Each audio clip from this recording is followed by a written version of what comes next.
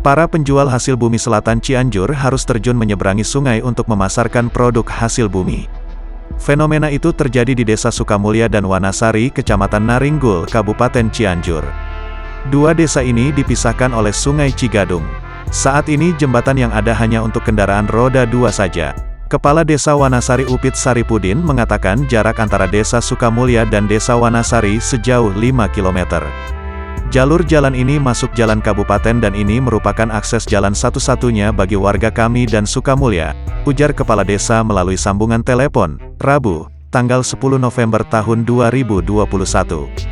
Kepala Desa menyebut warga yang ingin menjual hasil bumi tak punya pilihan selain harus terjun dan mobilnya menyeberangi sungai. Kami atas nama warga Desa Wanasari berharap mudah-mudahan melalui pemerintah daerah, provinsi, atau pusat bisa segera membangun jembatan yang bisa dilalui oleh kendaraan roda 4, katanya.